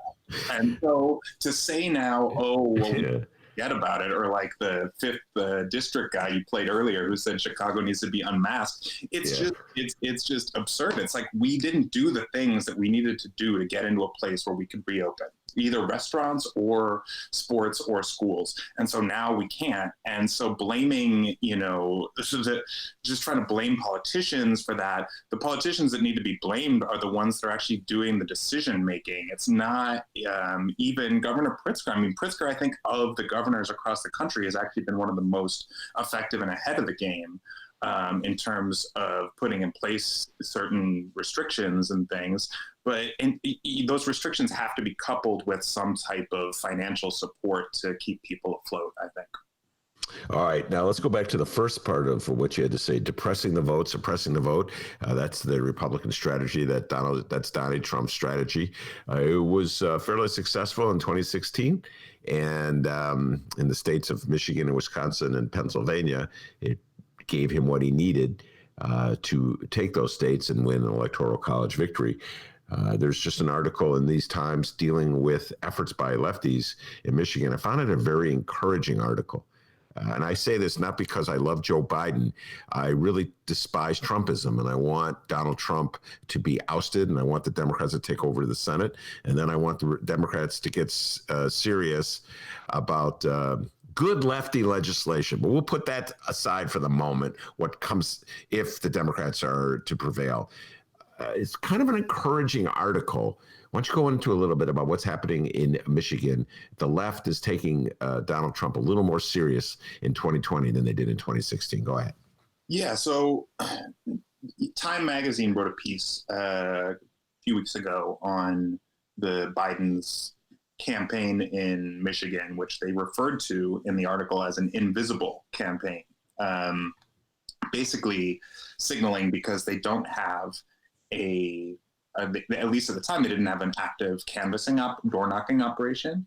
They didn't have field offices, and they didn't have ways for regular people to kind of connect to help in Michigan and from other parts of the country to help make sure that this pivotal state, which we know in 2016 Trump won by just over 10,000 votes. That's like nothing. There's millions and millions and millions of voters in the state. So this is a real case where the state will almost assuredly be close in Michigan. And there's polls even showing Trump winning in the state. So this is a critical task for people who want to see Trump defeated to turn out voters in the state to vote Democrat. And so what this article by my colleague Eli Day is about, he's based in Detroit, it's about all these different more left-wing progressive grassroots groups that are filling that void that was left by this invisible campaign, to do the work of actually texting voters, phone banking, even doing door knocking, doing deep canvassing work as well, which is something that groups like People's Action and National Network have really focused on this election, which is more in depth than your usual type of outreach work around, campaigns. And they've been effective in it. They've gotten tons of support built for Biden and the whole Democratic ticket. There's also a contested Senate race in the state, as well as tons of other races going on. So that I agree. It is encouraging. It's unfortunate that I think that the Biden campaign, there's been some, Biden and Obama are apparently going to go there now to do some kind of last ditch campaign event, but there has not been, I think, the kind of investment of resources in the state that I would have liked to see by the Biden campaign, considering how much cash they have on hand. But with that gap, these left-wing groups that, as you point out, are largely opposed to Biden in the sense of his, political vision, they're much more left-wing. They're doing the work to make sure he gets into office and defeats Trump, because they see Trump as not only a threat to progressive policies, but also a threat to our democracy itself. And that, I think, is being mirrored across the country in other states where there's grassroots left-wing groups that are taking this election very seriously. Not to say that the Biden campaign is not taking it seriously, but I think they haven't really done as much work as they could. And in place of that, it's groups, ironically enough, that are, a lot of them, they went for Bernie Sanders or Elizabeth Warren in the primary, but they're the ones that are stepping up now and doing the actual grunt work of trying to make sure that there's a turnout at a high enough level that this president can't steal the election, as he has signaled he is going to try to do. For as long as I can remember in this century, I'm just going to deal with this century, the 21st century, Miles. Many lefties that I know, dear friends of mine, have told me, Ben, there's no difference ultimately between Democrats and Republicans. So I just don't care which one gets elected. This is a lot of the attitude Ralph Nader had in 2000. Had this. I remember in 2012 having a conversation with a friend of mine, a lefty, who had just voted for the Green Party over Barack Obama. And I remember him saying, there's no difference between Barack Obama and Mitt Romney. Is your sense that this attitude has dissipated from your friends? Do you hear this argument put forth as much now in 2020 as you did in the past? Well, I'll preface this by saying I don't think that, by and large, that the role of the left has been large enough or influential enough to swing any of these elections in the past. So I agree that in 2000, that was a factor in Florida and other places with the Nader vote. Actually, in 2016, it was largely the Gary Johnson vote, I think, that had a much larger effect than the Jill Stein vote, if you look at the actual results, the Libertarian candidate versus the Green Party candidate. So I wouldn't put all of the blame on, hardcore lefties. I think, unfortunately, the American left has been not strong or large enough to have as big of an impact, although they do often get blamed when the Democrats lose. But that said, I do agree with your premise that I think this is different. I have friends that were and people that I just know through networks from being in the left for many years now, that before never would have considered ever doing and lifting a finger for a Democrat, for any kind of centrist Democrat nominee for the president. Actually, people that would have said to abstain or to vote for Green Party, even in swing states, that talked about sheepdogging or just kind of confusing people and pushing them into the Democratic Party. There's way less of that this year. There's a lot of those people actually are the people that are doing that I know that are doing the most work in terms of that same type of outreach stuff, whether it's phone banking or texting in swing states. Then I've seen other people I know that do that were even, Biden supporters that are more centrist Democrats. It's the lefties that are some of the most engaged people this time around. I think it's largely because not just the threat that Trump poses. I think it's partially defensive in that sense, and that, we understand that Trump is a threat to us as individuals, because we speak out against the government's crimes, but also it's slightly optimistic in the sense that, look, if we can get a Biden presidency and we can increase the squad, the level of the amount of progressives that are in Congress, which are likely to come in if there's a good turnout on election day, and then we can start pushing towards some of the policies that the left, that progressives, what have you, have been advocating for a long time, whether it's the Green New Deal, whether it's Medicare for all. None of that's going to happen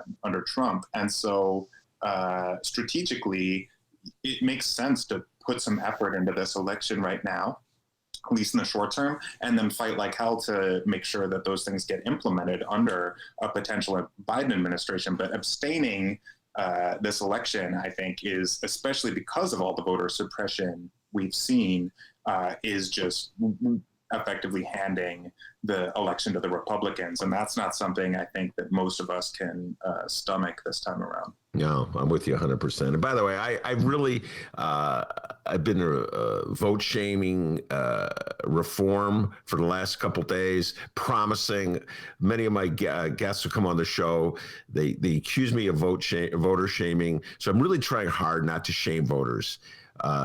That said, I've never, of all the voter shaming that I've done, and I'd love to indulge in it, Miles, I got to tell you, it's sort of like my secret vice, not so secret vice. Of all the voter shaming I've done, I've never really indulged myself, as many of my liberal friends do, with blaming the left, blaming Green Party voters for not supporting Hillary Clinton or Al Gore. You know what I'm like, guys, I know Green Party, you're not giving them anything. Why would they? So I've never gone there with voter shaming.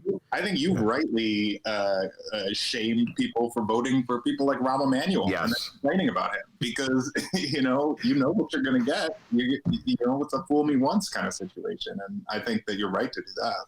Yeah, I do that. I can't stop. I just did it today. Even though I promised Amisha Patel I would never do it again. I broke that promise almost immediately. Sorry, Amisha Patel. All right. Part of voter suppression and a cousin of voter suppression is disinformation. You just sort of get people sour on the process by putting out phony information.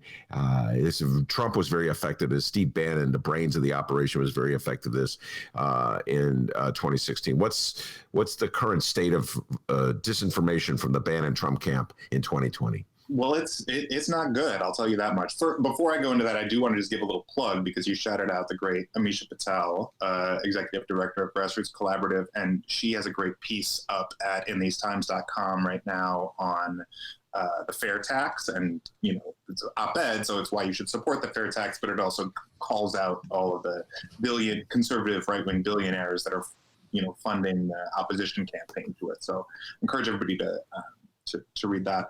Yeah, things are not good. I mean, look at what is going on Fox News. If there ever was a kind of example of two different political realities, it's watching Fox News versus watching literally any other, cable news or mainstream news or network news.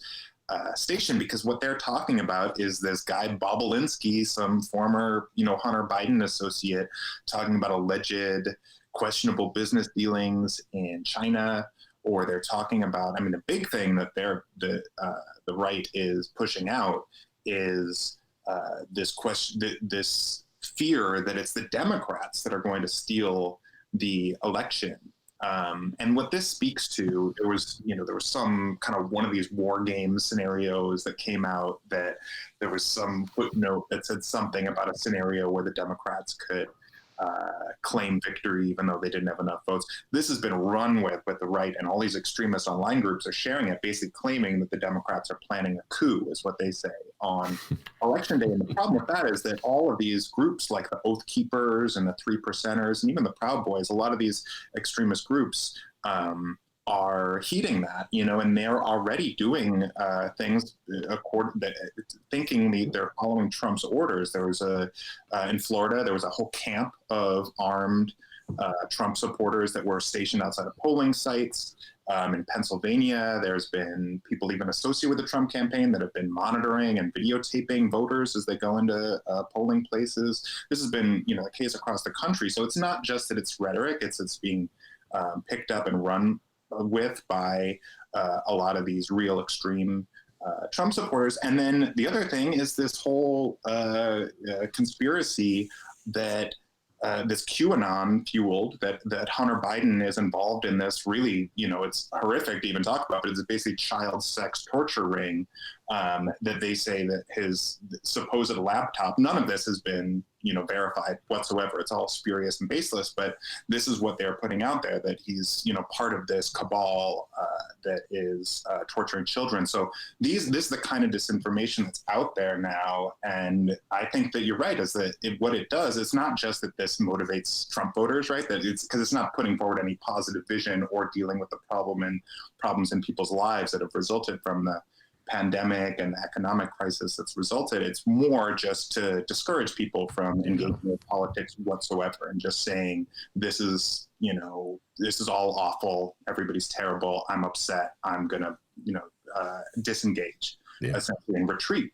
And that's the stated goal, even of people like Steve Bannon, who, while he might not be still working for the Trump administration, he was behind this paper that came out that's saying China sent COVID to the U.S. as like some kind of an attack. He's behind all these Hunter Biden allegations. So even outside of the administration, Bannon, I think, as a propagandist, extreme propagandist, he's been effective at putting out this disinformation. And it's not just that it's within Fox News. I mean, I brought up Fox News earlier, but this is extended far beyond that. And I think it's breached the walls of news feeds and television sets across the country beyond that usual right-wing echo chamber. And as a result, it's having its intended effect. The only way to counter that is to really have a mass voter turnout for Democrats, because otherwise I do worry about the impact, the suppressive impact of these type of tactics. I'm with you 100%. We were just talking about that yesterday on the show. It's really important. Even in Illinois, in the past, this notion that Illinois is going to go Democrats, so our vote doesn't matter. No.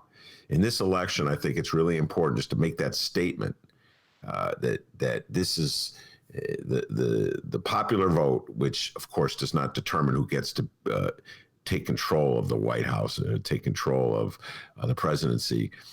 The popular vote is really important in terms of sending a message as to the country's attitude toward Trumpism. So I think it's really important that people, even in Illinois, even in like California, New York, blue states, come out and vote blue.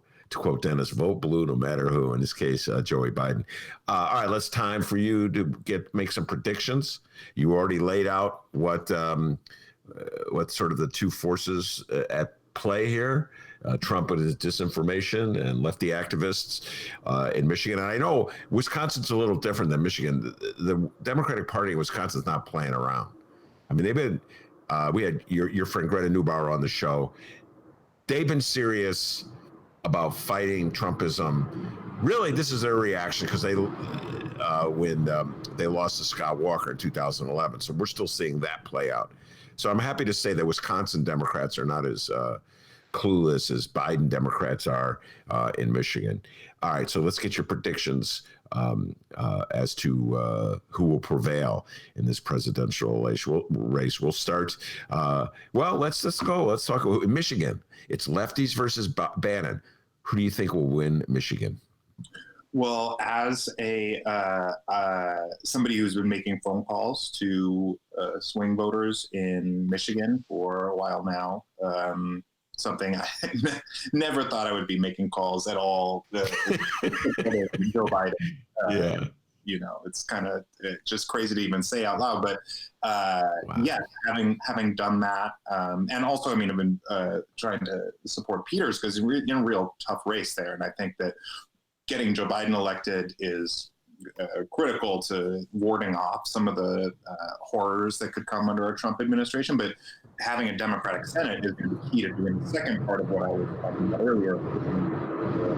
So I think coupling those things is the most effective way to do outreach right now if you can. But yeah, I think it's going to be very, very close. My prediction is that Biden will win, but that's not completely borne out by my experience on the phones. I'm much more worried than many of my Democratic friends that just say, oh, it's got it in the bag, as if the polling is somehow the end all be all of politics, or as if like the polling done by some polling agencies is the same as what's going on from people within the state. So Michigan, I will put tentatively in the Biden camp. What's the response you say when you make these phone calls to Michigan? What kind of response are you getting? Well, Trump has very strong support in the state, and it is even in areas that I've been calling, which is places that swung Democratic in 2018. It's very. I do calls for candidates all the time. I've done this for a long time.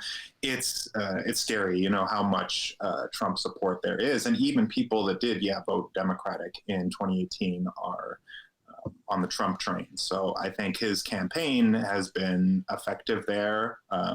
However they've done it, and that is not a great sign for Biden.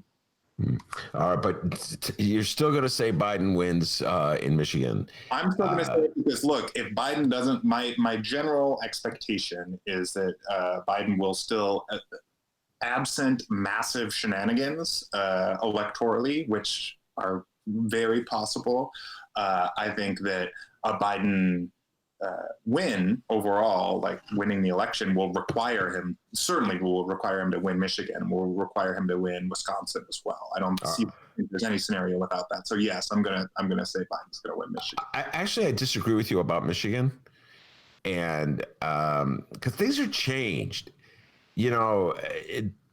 like the world's a little different 2020 than 2016. You've already laid out very effectively the change in part of a lot of people on the left. Which is noticeable difference. But I just feel as though like not all the states are going to line up the way they did. So in other words, Trump could win Michigan, but Biden wins Arizona and Iowa, and North Carolina, Florida, they're in the mix. And so what I'm saying is, like, I don't know if it's exactly going to be like it was in 2016. This is kind of all speculation. I think ultimately, the latest poll I saw today, the Quinnipiac poll, put Biden down in Iowa. So I'm, way less confident that Biden will win there than in Michigan, for example. But you're right. If he manages to pull off a win there, or a win in Florida, or a win in Texas, which some of the, more confident Biden supporters proclaim is in the works.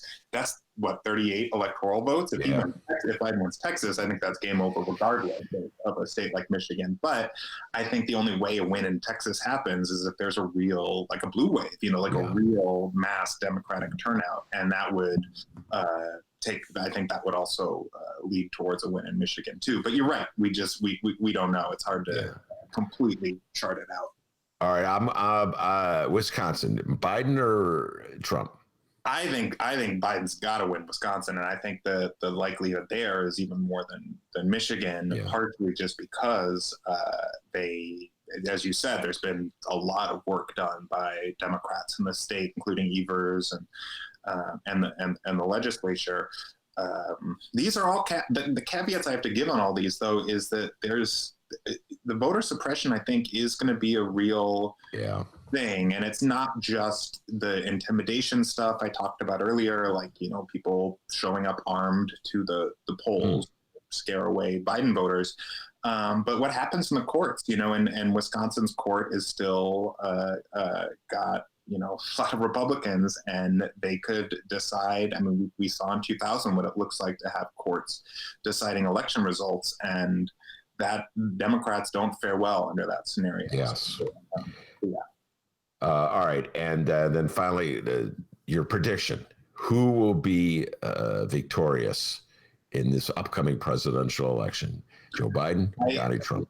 Yeah. I think that it will be Biden if the votes are counted, right? And that's a big if, unfortunately. I think I don't think that we are not involved in that. I think that if our democracy is really a democracy, the person who wins the most votes, or at least should win the Electoral College, there's a responsibility of people who are citizens of this country to make sure that is borne out, and not just to say, oh, the courts did this and this was beyond our control and we never could have impacted the election outcome. If there's a real attempt to steal this election, which I think that is a strong possibility, it's going to be incumbent on people who are politically engaged and care about the future of our country and of our democracy to speak out and speak up, and to not accept a result that is handed down that is undemocratic. And so I hope that that's what happens if and when there is a power grab by Trump and his people. I think they've put forward every kind of precondition for that to happen at this point. It's all set up, right? Yeah. And having Barrett on the Supreme Court is part of that.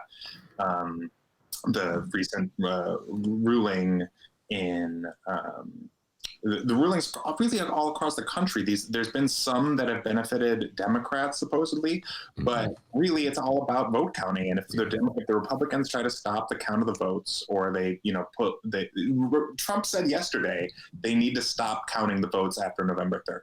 And we know in Pennsylvania they cannot legally begin counting the early votes, the mail-in votes, until after Election Day. So if that's the case, then it's going to be a democratic crisis. And I think under those circumstances, it's possible Trump could try to seize power. But I think if all the votes are counted and it is an actual election, that Joe Biden will be the next president. Yeah, I agree with you. By the way, I just want to point this out. You know this as well as I do. Donald Trump, there's no principle supporting him. What he says is not rooted in any base thought. If he emerges November 3rd, November 3rd hits midnight and he's getting swamped, suddenly he'll be singing a new tune. We have to count every vote. Every vote must be counted. And you will watch a flip-flop on the part of the Republican rhetoric. You know what I'm saying? That it'll be all of a sudden, we have to wait for all these ballots to come in. And this is, this is, Miles, I've said this before. I may have said this to you. There was a congressional election in California earlier this summer, where the Republicans won by virtue of a mail-in vote. They beat the Democrats at their own game in the mail-in vote. I didn't hear one word from Republicans about voter fraud. This is all just tactics by the Republican Party. And you're right. If Donald Trump looks like he's closing in on an Electoral College victory on November 3rd, he's going to immediately call for an end of vote counting. And Brett Kavanaugh's already signaled in one of his rulings that he would vote with Donnie on that one. But if it's reversed, you're going to see the biggest flip-flop in the history of American politics where Donald Trump will be suddenly saying every vote must be counted. I think you're right on that completely. If there's any chance that Biden is ahead on election night, no doubt Trump's going to want this to go on for as long as possible, and just to delay it essentially. But there's a recent piece in the Atlantic about the Oath Keepers, this group I brought up earlier, that they're essentially a militia group. Their only ideology essentially at this point is Trumpism. I mean, they were started under, I think in 2009 under Obama, but they completely flipped into, even though they were initially kind of an anti-government group, like a lot of these militias, they've just become, pro-Trump on every level. So it's this weird contradiction. But what they believe strongly is what the president says. And a lot of people were kind of confused when after the election, Trump was saying, after he won, right, after he became declared the winner, he was still saying that the election got stolen from him because of the popular vote, because there were millions of illegal votes cast, and therefore the election results were false and corrupted, right? And to us, that might seem like, oh, well, why is he even like talking about that? He's got power. But to them, and to a lot of these pro-Trump people, they take that as truth and think that, oh, we already saw a false election result in 2016, so of course they're going to do it again in 2016. Yes. So they're prepared to, as soon as Trump tells them that this vote was, somehow corrupted, they're going to stand up and defend him. So I think that that's the thing that really people, pro-democracy advocates, need to be prepared for. Yeah, absolutely. By the way, and when Donald Trump talked that way or laughed, also what he was saying is he could not admit that Hillary Clinton beat him. He just can't psychologically admit she beat, just like the photograph. How many people showed up to hear his inaugural speech as opposed to Obama's speech? He's got this pathological obsession, Miles, with losing. And but you're right. He made a point to say, well, when people say, well, you lost the popular vote. Well, not really. California, all these illegals. All right, let's close with doing some shameless promotion in these times. Miles is an editor and writer for In These Times. He got a nice shout out from AOC. Talk about that. Yeah, so there was a big, I usually try to be a little less shameless, but in this situation, I'll just go whole hog. Alexandria Ocasio-Cortez certainly is one of the most magnetic and exciting leaders of the American left right now, and she just got profiled in Vanity Fair. And there's a little video that goes along with it if you look it up online. And in the video, they ask, kind of go through her daily routine.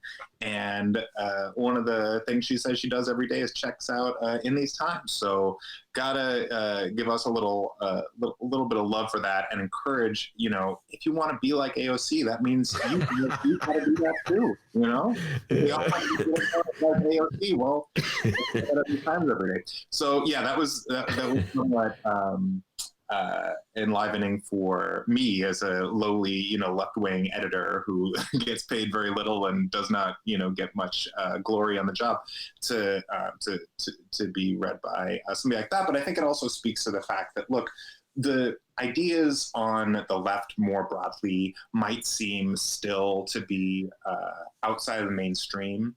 Well, there's a potential for a new mainstream, right? And that is possible if this wave of progressive energy that we've seen, not just through people like AOC, but also the new class of potential squad members of left-leaning legislators that are coming into Congress, people like Jamal Bowman and Cory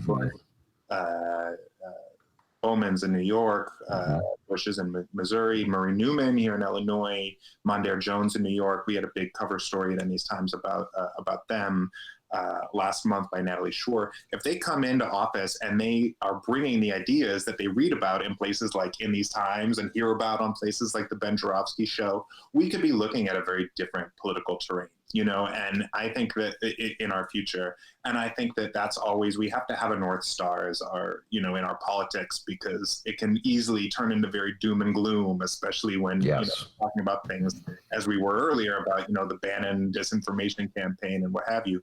Well, there's an actual channel to some positions of power in our country, and we have an opportunity now to help leverage those. But to do that, and therefore to help, bring about a world where there's more, egalitarian policies, where people live better lives, where they trust their government.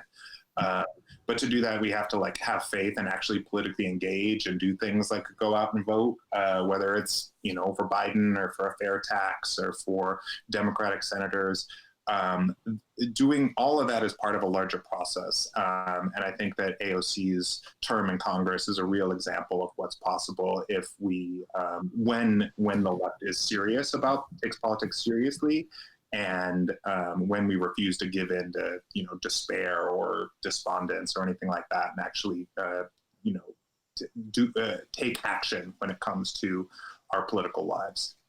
Well put, Miles. I appreciate that. And by the way, the part of the Vanity Fair article that got cut for space and really irritated me is where AOC talks about how much she enjoys listening to Miles Kampf-Lassin whenever he comes on the Ben Joravsky show. She said that. Yeah, that just got cut. God damn, man. That editor, man. So anyway, wouldn't that be great? Miles, stay safe and sound. Miles, we actually have a few things here. We have someone ask you a question. They want to know your opinion, if you don't mind.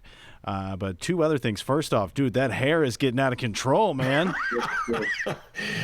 This is quarantine hair. I've not single cut probably in I don't know, almost a year now. Dude, and by the way, AOC said it too. She get a little shaggy there, son. Cut that hair. We were saying you had that Jim Morrison look. Now it's like classical composer look, like Mozart or something. I was worried. I was like, if my hair goes white, I'm gonna start looking like, But I recently watched Amadeus, and that's a pretty good movie. So it is a good movie. It is a good movie, actually. Yeah, Amadeus is a good flick. Rock that. There's your Halloween costume right there, Amadeus. Yeah. The second thing I wanted to say, real quick. Go Dolphins. Go Dolphins. My people. All right. And to the actual question here, the question's from Steven and Frank on the live stream chat. Miles, they want to know your thoughts on Glenn Greenwald's resignation from the Intercept. Ugh, yeah, I saw that earlier today. It's unfortunate. I'll just put it that way. I will. All I'll say is I know Ryan Grimm, and I know a lot of the writers and reporters at The Intercept, and I think over the past couple of years, The Intercept has become an integral part of our media ecosystem. They're breaking stories. They're putting out great journalism. So I'm going to keep reading The Intercept.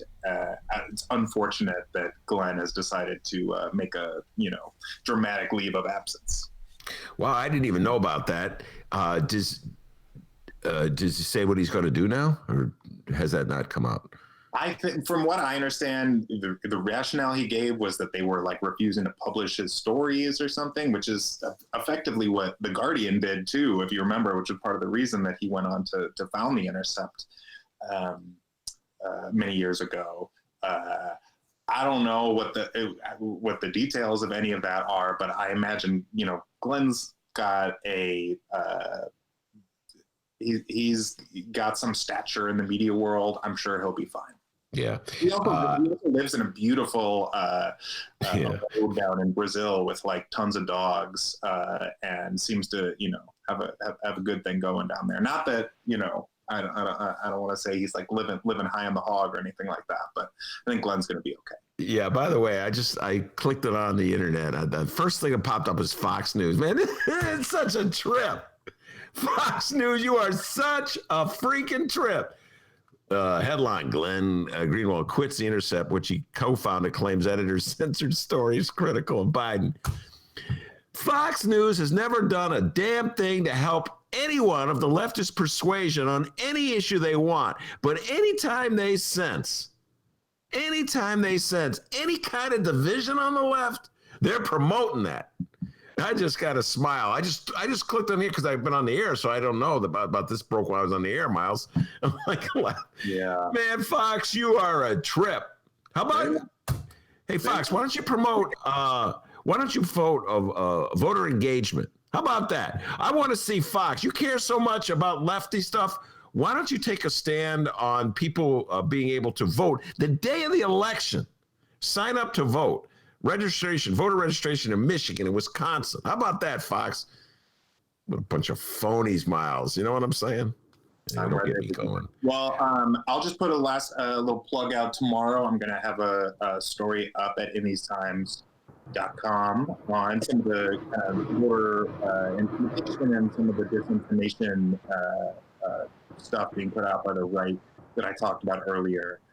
So, yeah, check that out. And then next week, we're going to be covering whatever happens. You know, we got people lined up to cover potential protests or, you know, actions, whatever that might respond from the election result after Tuesday. But hey, I know 4 years ago was a pretty distressing time for a lot of people. So I just, you know, I remember where I was actually at the Empty Bottle, a bar back when we could go to bars, for the election results, and they had cupcakes with Hillary Clinton's face on it that they were planning to hand out when the vote was, you know, called in her favor. That then by the end of the night, people were just like sadly taking trays of these Hillary Clinton cupcakes with them. So I advise everybody to, you know, don't treat the election results necessarily as a cause for celebration. Just be prepared, because that's what, you know, democracy calls for. It's not just about your team winning.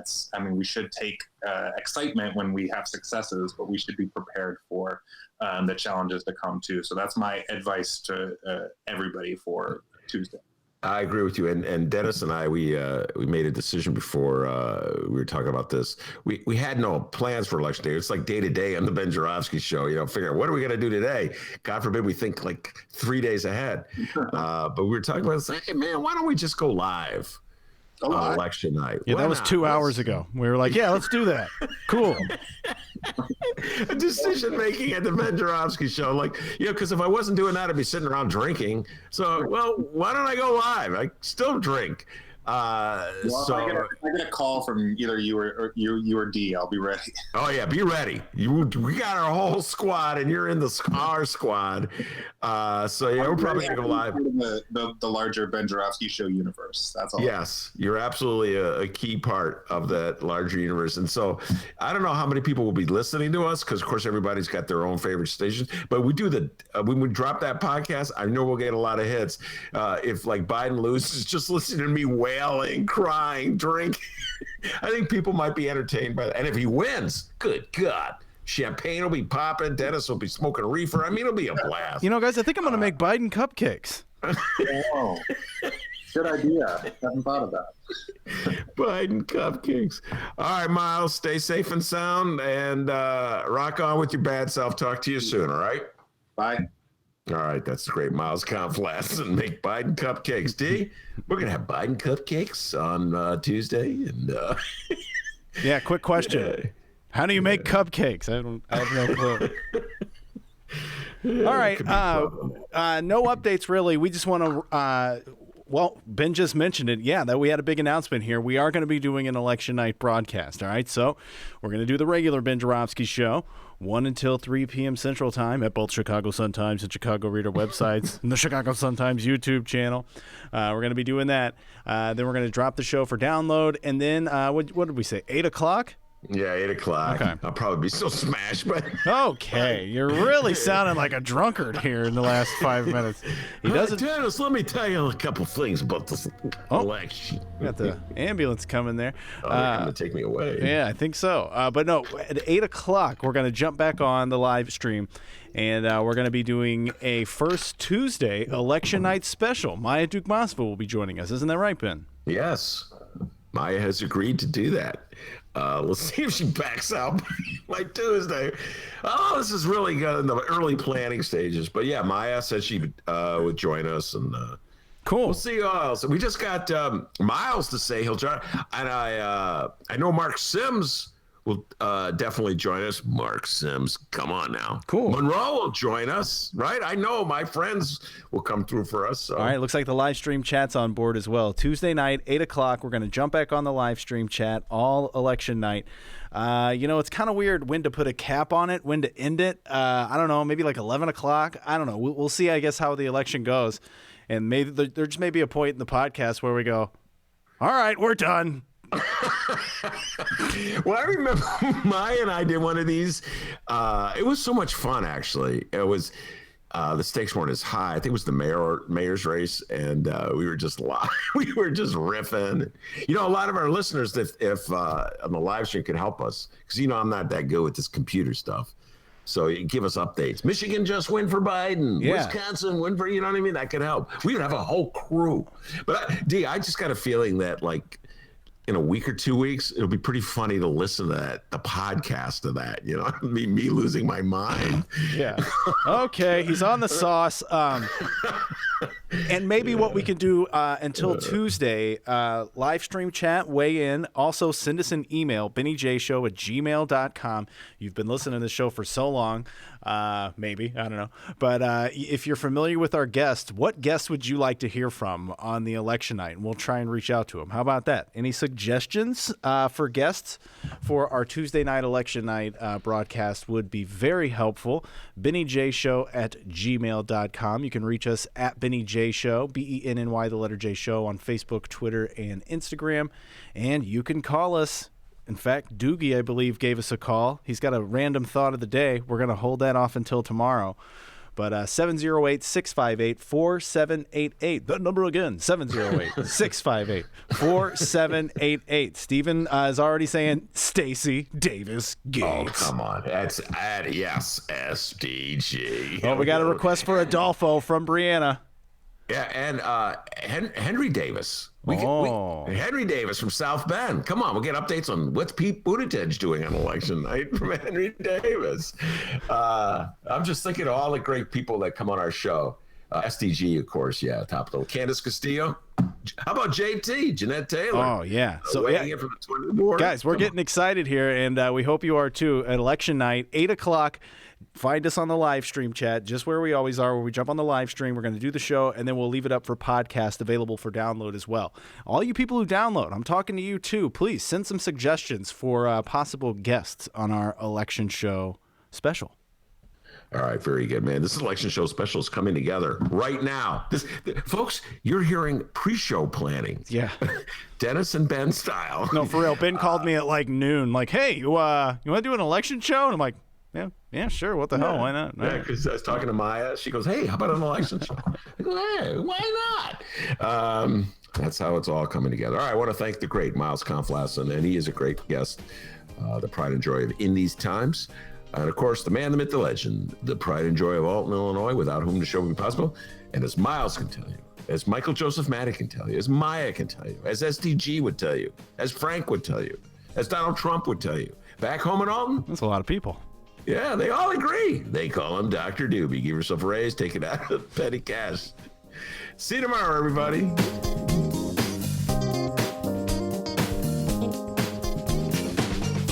Tommy Hansen, I'm running for Congress in the Illinois 5th Congressional District. The city of Chicago needs to be unmasked. The state of Illinois needs to be unmasked because the mask is a lie.